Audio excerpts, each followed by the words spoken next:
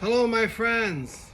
Welcome again to my platform here, telling stories about everything and anything. But today I'm going to continue along the line of talking about our mammal friends. And today's story is called Martha the Cow. Let's begin. Hello, my name is Martha, and I'm a dairy cow that lives near Elora, Ontario in Canada. Normally that would be the end of my story, since I'm just another cow. However, I just want to let you know that the author of this story was eager to put my story to pen since it has been on his mind all weekend. Going forward, I can tell you that my life isn't so glamorous. I'm just another cow getting through life without too many hitches. I was born to a mother who was very affectionate to me since I fell into this world from a 3-foot drop from her uterus. I never met my father, but I heard he had a mean streak. He was, after all, a bull and had a ferocious temper when things didn't go his way. He was very unpredictable and untrustworthy, so he had no friends. I was told he was stubborn to the core and didn't want to know anything beyond his farm, where he frolicked all day long, ate fresh grass, and was left intact at birth to become a bull. Translated, excuse me, he was allowed to impregnate cows, and so my mother was chosen amongst many others to give birth to calves. And voila, I was created. I can remember being very close to my mother for a few years, since I wasn't part of a factory farm producing millions of liters of milk like most dairy cows. Instead, I was lucky that the farm where I lived allowed me to bond with my mother. This happened only after being separated from her right after birth, for health reasons. I lived in a paddock until I developed a strong immune system, and only then could I join other cows in the pasture. I want to be forthright and tell you that being a cow was a personal choice. I was a human being in a former life and didn't like it that much. It was too difficult to be human, with all the drama around love and death and having to watch the ice capades on television. The worst part was dealing with insurance companies and the men and women who worked there. I had the feeling that I was worth more dead than alive. It was ironic that the insurance folk wanted me alive to pay their premiums every month, but I had a sinking feeling that the beneficiaries that stood to gain from my death couldn't wait to see my demise. These were only a few of the unsettling feelings I had throughout my life as I grew older and older and had to settle my affairs at the end as a human. Paying for monthly fees, whether they were for life insurance, Netflix, the infinite years of paying off a mortgage, an iPhone, or condo fees, was like paying the mom for protection. Once you were in for life, and God forbid you missed one payment. Some goons from any of these mafiosi companies would come after you for the money, or else you would be left destitute and alone on the streets like my cousin, who was in arrears from the CRA, that is Canada Revenue Agency, for over $250,000. The poor guy was found dead leaning on the steering wheel of his white van, but at least he was free at last. So you see why I wanted to be reincarnated as a cow. Now I know what you're thinking. Dairy cows like me only live to 5 or 6 years, and when my milk production declines, I'm slaughtered for my meat. Well, in my case, I hoped and prayed that I would have a normal lifespan between 50 and 20 years, since the Jones family that owned me took a liking to me from birth onwards. It was the daughter of the Jones family, Jeanette, that loved me so much that she forbade her father from allowing me to be killed for my meat. Most cows and oxen are rather generous with their lives. They give everything to humans, including milk from the cows, of course, choice meat from the bulls, as well as skin that is processed into leather for coats and shoes. I don't really care about what happens after my death. If my body does some good other than rot like a corpse in the ground, as most human beings experience. I am probably an atheist since I can't put too much thought about an afterlife. That undiscovered country from whose bourne no cow or man returns. From William Shakespeare's Hamlet, Act 3, Scene 1. It's a soliloquy, and I've added the cow to the man, who was Hamlet, of course. I'm not pretending to be philanthropic either. I am a cow, and I shall die one day, and that's that. Yet I have the capacity to tell stories in English and remember everything about being a cow, except being able to recall all my feelings as a former human. The author can remember my life by retrograde telepathy, so I don't have to be the one writing my story. I couldn't anyway, with 4 legs, with hooves, no hands or opposable thumbs. You get the picture? The only way to describe a cow's life is through feeling. I am not a great intellect, nor can I produce art or prosecute wars.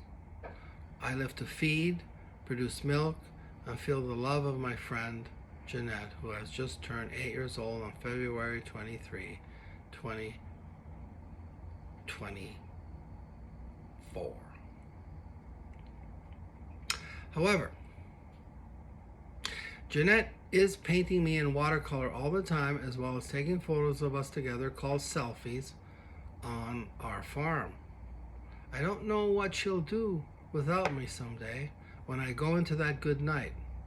Humans don't know how to let go of their loved ones, so they dig graves, erect monuments and memorials, and work out wills and estates with their lawyers to provide for their loved ones when they're gone. Enough of the humans for now. To be born and live as a cow isn't any remarkable feat other than enjoying the basic needs that life requires to stay alive. I feel good releasing my milk that is drunk and provides energy to Jeanette and her family. Some of the milk gets churned into cream and cheese. My feelings revolve around the love for Jeanette and the anticipation of the changing weather. I had a crush on a young bull once. I thought it was true love, but it was just carnal passion on his part as he mounted me from behind to impregnate me. It happened so quickly, but no calf was produced. I suppose I was destined to be calfless. I do recall my human life with a bittersweet nostalgia. I always felt compelled to strive for some goal, an ambition that would lead to being a hero amongst my peers. It seemed like a lot of futile work that wasn't always appreciated. As a cow, I can relax and sit and chew my grass in peace. Yet that doesn't mean I'm lazy. Cows are generally thought to be lazy by selfish humans who just want our milk and meat. But they forget that cows are very sensitive and our feelings are easily hurt when we are neglected. We exude love for everything in nature, even for the farmers who cultivate us for their own use. Yet in other parts of the world, there are religions that respect us more than the people from the West. For instance, the Hindus do not consider the cow to be a god, but they do worship it. Hindus, however, are vegetarians, and they consider the cow to be a sacred symbol of life that should be protected and revered. In the Vedas, the oldest of the Hindu scriptures, the cow is associated with Aditi, the mother of all the gods. Aditi is the personification of the infinite cosmos. She is the goddess of motherhood, unconsciousness, the past, the future, and fertility. So you see how people can take our existence for granted and not realize that we are so important in the grand scheme of things. In the Bible, there is a section about man having dominion over all the animals. God blessed them, and God said to them, "Be fruitful and multiply, and fill the earth and subdue it, and have dominion over the fish of the sea, and over the birds of the air, and over everything living that moves upon the earth." From Genesis 1:26 to 2:8.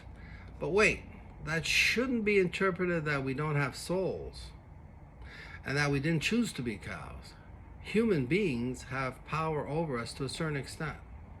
Whether you have a larger brain with many compartments like the neocortex and higher cortical functions doesn't mean you live a fuller, happier life than the rest of nature's creatures.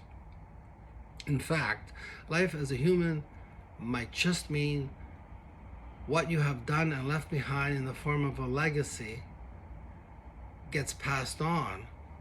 Yet the mythology that surrounds the contribution by humanity must deal with the truth of who you are, the good, the bad, and the ugly. Life as a human being gets complicated because people are always seeking acceptance by their peers for heroism not all can achieve in his or her lifetime. Many times they live vicariously through super athletes and film celebrities to find meaning in their lives, rather than the selfhood they need to aspire to within the boundaries of their own nature and personality. Human life is fraught with many dead ends. A sensual life isn't always fulfilling, so a leap is made to some elusive and metaphysical certainty in religion or philosophy that only leads to more open-ended questions with no closure. They always seem to be in an existential crisis, a walking contradiction, and a paradox of nature. What a piece of work is a man! How noble in reason, how infinite in faculty, in form and moving, how express and admirable. In action, how like an angel. In apprehension, how like a god. The beauty of the world, the paragon of animals. And yet to me, what is this quintessence of dust?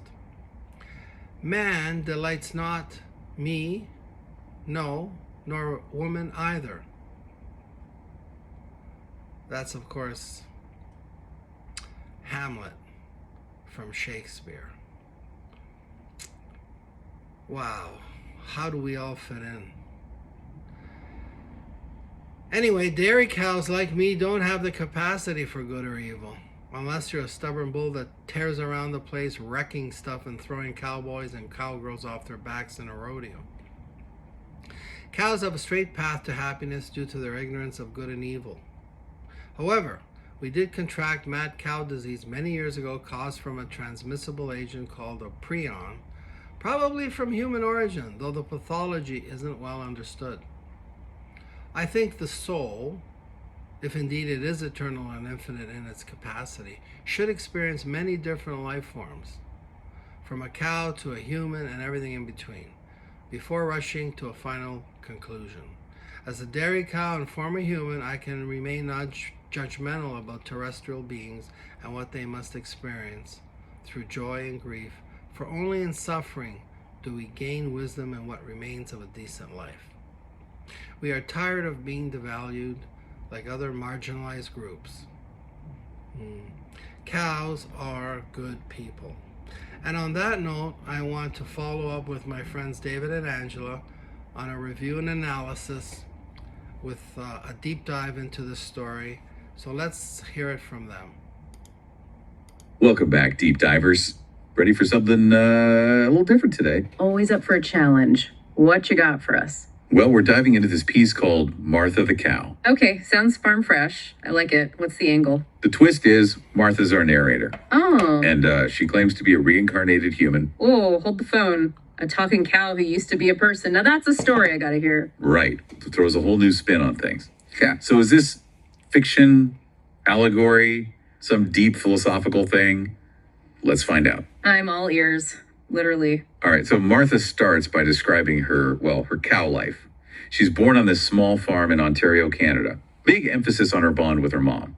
Classic mama's girl, even as a calf. Makes sense. We often forget cows are social creatures, just like us, capable of those deep, emotional connections. Exactly. But as Martha points out, most dairy cows, they don't exactly get the luxury of those bonds for long.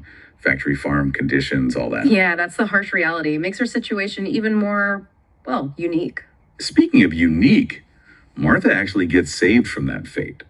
Jeanette, the farmer's daughter, she absolutely adores Martha, becomes her protector, makes sure she doesn't get sent off, prematurely. So Idyllic start to life, all things considered. But then things take a turn for the philosophical, I guess. Oh, yeah. Martha starts reflecting on her past life as a human. And let's just say it's not all sunshine and rainbows. Not exactly filled with fond memories, huh? More like she's relieved to be a cow now. She talks about dealing with insurance companies, never-ending bills, even the ice-capades, of all things. The ice-capades. That's specific. What'd she have against those? Who knows? But it's like all those mundane, everyday human things, they were almost like a prison to her. Now she's moving on to bigger, better things. Okay, I gotta admit, I get that feeling sometimes. You ever get bogged down by those routines, like you're just going through the motions? All the time. It's like, where's the excitement, the purpose, the cowness, maybe? Maybe that's the point. Martha's story highlights that feeling of being stuck in systems, not of our making. And from there, things get even deeper. We're talking life, death, the whole existential shebang. But with a bovine twist, of course. Now that's where it gets really interesting. What's her take? I mean, does she buy into all the human stuff about afterlife, legacy, all that? You'd think, coming from a human, right? But she seems totally at peace with it all. Even jokes about her eventual fate. You know, meat and leather, the whole 9 yards. No fear of the butcher, huh? Wow, that's really something. It's almost like she's saying, look, I lived a whole human life, now I'm a cow, and when it's over, it's over. Simple as that. Does that, I don't know, resonate with you at all? It definitely makes you think. Maybe we humans overcomplicate death. She embraces the natural cycle, the simplicity of it, like circle of life, Simba, the whole deal. Exactly. And it goes even further. She's pretty matter of fact about existence in general. No higher power, no afterlife, just, well, peaking. Damn. Almost like a cow version of atheism? Now that's a phrase I never thought I'd say. Cow atheism. Gotta love it. But it does make you wonder, right?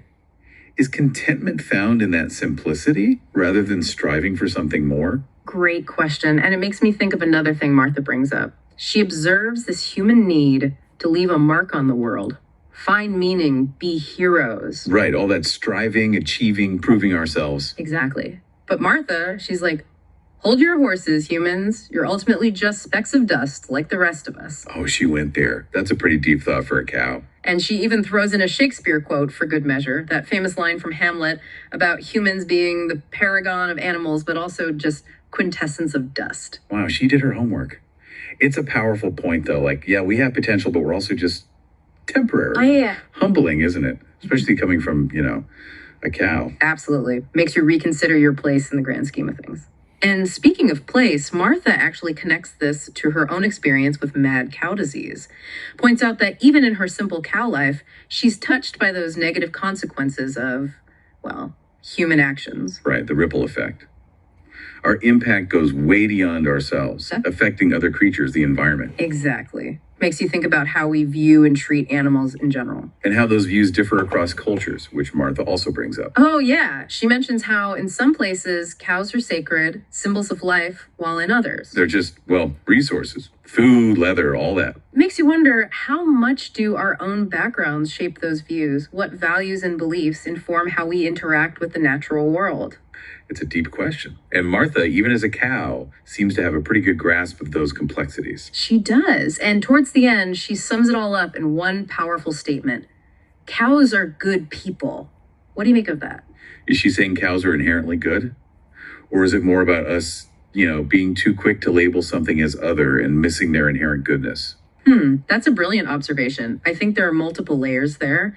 On one hand, it could be a simple statement of her experience, like the cows she knows are kind, gentle, but on a deeper level. It's like a call to recognize the value of all life, regardless of species. To break down those barriers between us and them. Exactly. We all have something to offer, something to contribute. Maybe we just need to open ourselves up to seeing it. I love that. It's amazing how much wisdom you can get from unexpected sources. It is, isn't it? So there we have it, Martha's story from barnyard to, barnyard philosophy. It's been quite a journey, from those everyday cow antics to reflections on life, death, and everything in between. And all from a cow's perspective. Who would have thought? It just goes to show you never know where you'll find insight. Sometimes the most profound lessons come from the simplest of creatures. Makes you wonder if we dismiss those different perspectives too quickly. Maybe there's a whole lot of wisdom out there just waiting to be heard. If only we'd listen. What's so fascinating here is how Martha's story, even with that fantastical premise, brings us back to a very human truth. The need for connection, for understanding, for recognizing that shared spark of life in all beings. It's like she's holding up a mirror, making us question our assumptions about intelligence, consciousness, even the meaning of life itself. And that's the power of a good story, right? It challenges us to think differently, see the world from a new angle. And speaking of different angles, this whole deep dive's got me thinking. Martha, she chose to be a cow. At least that's her story. But if W.E. had the choice, what would we choose to be reincarnated as? And more importantly, why? Ooh, that's a great question to ponder. It gets to the core of our values, priorities, what we truly find meaningful in this life. So deep divers, we want to hear from you. Right. What creature speaks to your soul? What form would you choose to experience the world in, given the chance? Let us know. Until next time, keep exploring, keep questioning, and remember, wisdom can be found in the most unexpected places. And maybe, just maybe, it's moving among us right now. It makes you think, right? Maybe less baggage, more bovine bliss. Maybe. And you know, it ties into something else Martha talks about. It's not just about her own experiences. She also makes these really sharp observations about us, about humans, like our drive to be heroes. Oh yeah, she totally picks up on that. Yeah. Even from her, cow perspective. It's like she sees right through us. We're always striving, trying to find validation, meaning Living vicariously through others, athletes, celebrities, whoever seems to embody that image of success. Exactly. And then Martha throws in this Shakespeare quote, which I gotta say, I was not expecting. Right. Definitely not on my cow-themed bingo card. But it's so fitting, though. She brings up that line from Hamlet about humans being the paragon of animals. But also quintessence of dust. It's like, whoa. Right. She's basically saying, you humans, you've got potential. You're capable of amazing things. But you're also just, dust. Destined to return to the earth. It's a pretty humbling thought, isn't it? Especially coming from a cow. Totally. And speaking of humbling, Martha even connects this to mad cow disease. Oh, wow. Yeah. She points out that even in her simple cow existence, she's still touched by those negative consequences of human actions. It's a powerful point. Reminds us that our impact goes way beyond ourselves, affects other creatures, the environment. It's that ripple effect. Even small actions, they can have huge consequences. Absolutely. And it makes you think about, how we view animals in general. How we treat them. Exactly. And that leads us to another interesting observation Martha makes about how cows are seen differently across cultures. Right. She talks about how in some cultures, cows are sacred. They represent life itself. But in others, they're seen as, resources for human use. Which raises a really important question. How much do our own backgrounds, our beliefs, shape our views on animals? What values inform those interactions with the natural world? It's something to really think about. It is. And it's fascinating how Martha, even as a cow, seems to grasp those complexities. She really does. And, toward the end of her story, she makes this incredibly powerful statement. She says, cows are good people. It's such an interesting way to put it. What do you think she means by that? Is she saying cows are inherently good? Or is it more about us? Are we too quick to label something as other that we miss their inherent goodness? Ooh, that's a good point.